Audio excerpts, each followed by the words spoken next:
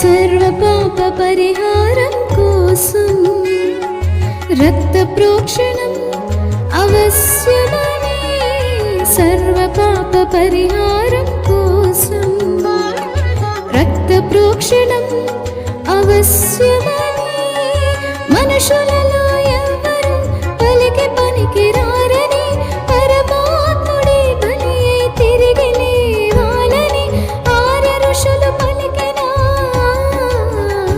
వేద సత్యం యేసులోనే నెరవేరెనుగా.